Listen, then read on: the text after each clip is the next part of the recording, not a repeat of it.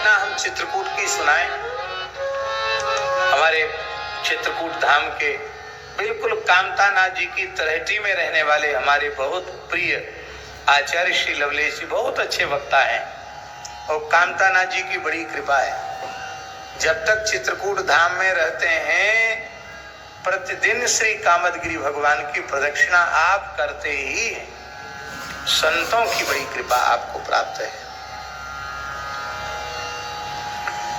हमारे पूज्य गुरुदेव भक्तमाली जी की कथा चित्रकूट में हुई है।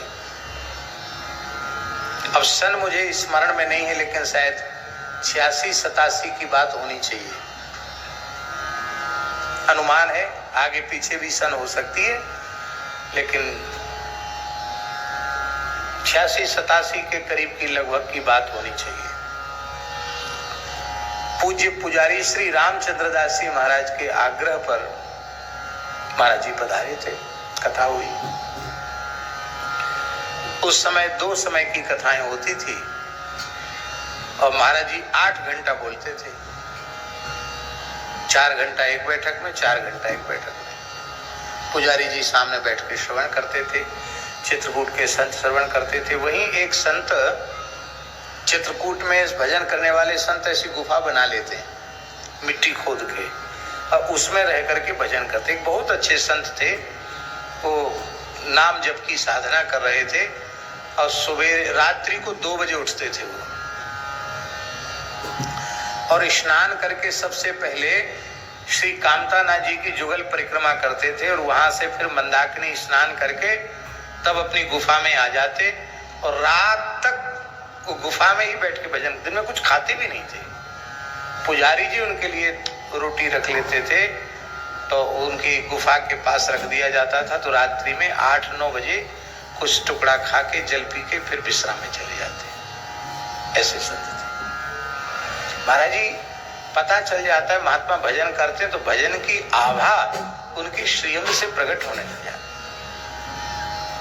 तो महाराज जी की कथा में भी उपस्थित नहीं रहे, यद्यपि कथा उनके निकट ही हो रही थी। गुफा उसी परिसर में थी तो सुनाई पड़ता होगा शायद, लेकिन वो कथा में उपस्थित नहीं थे। गर्मी का समय था। महाराज जी चौकी पर लेटे थे, तो ये संत आए, महाराज जी के चरण धीरे धीरे दबाने लगे। पुजारी जी ने आकर कहा कि महाराज जी बहुत अच्छे महात्मा हैं और बड़ी ईमानदारी से ये भजन कर रहे हैं, नाम जप कर रहे हैं। पुजारी जी तो कह के चले गए। महाराज जी के चरण धीरे धीरे दबाने लगे। बोले सरकार कुछ जिज्ञासा है। महाराज बोले हाँ जरूर कहिए। महाराज जी बैठ गए, लेटे थे उठ के बैठ गए। हम वहीं थे।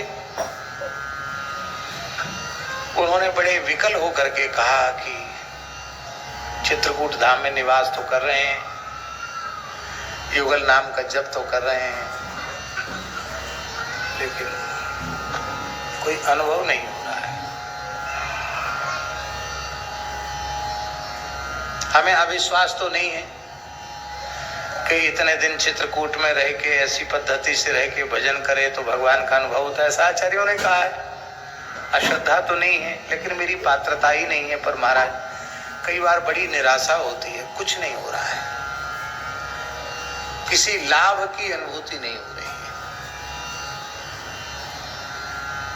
उन्होंने अपनी जिज्ञासा रखी और हम सोचते थे कि महाराज जी उनको बड़ी पीठ पर हाथ फेरेंगे और कहेंगे कि नहीं नहीं ठीक है, कोई बात नहीं, हताश निराश मत हो, एक भी नाम व्यर्थ नहीं जाता, लगे रहो, हो जाएगा, ऐसा कुछ कहेंगे। ये हमारे मन में था। और महाराज जी क्या बोले, जिस काम से लाभ नहीं उस काम को क्यों करना, राम राम करने से कोई लाभ नहीं है, छोड़ दो, आज से छोड़ दो।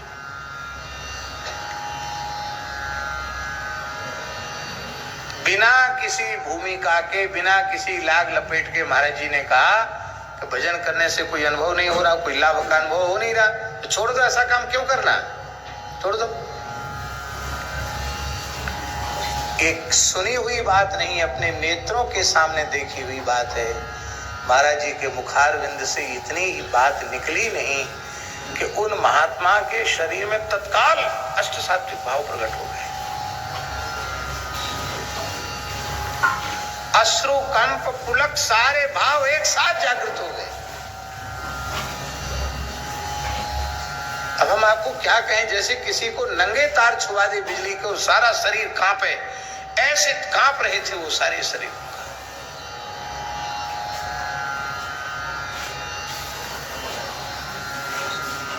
करुण क्रंदन करने लगे। तो महाराज जी के चरण पकड़ के बोले, ऐसी आज्ञा आप न करें, प्राण भले ही छूट जाएं पर अब युगल नाम नहीं छूट सकता है। क्या कहा उन्होंने? प्राण भले ही छूट जाएं, अनुभव होए चाहे न होए, प्राण भले ही छूट जाए पर अब नाम नहीं छूट सकता। महाराज जी ने खींच कर उनको छाती से लगाकर कहा, बावरे सब कछु तो मिल गए हो, और फिर वो कहे कि हमें कछु नहीं मिला। यही शब्द थे महाराज जी ब्रजभाषा में, बावरे सब कछु तो मिल गए हो, और फिर ही कह रहे हो कछु नहीं मिला। सब कछु तो मिल गए।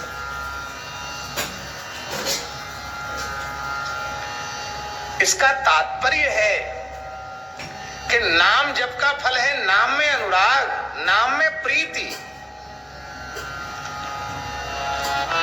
ध्यान में ही बात, यही उपलब्धि है नाम जप की, नाम में प्रेम हो जाना। इससे बड़ा अनुभव कोई है क्या? इससे बड़ा कोई लाभ है क्या? क्योंकि चेतो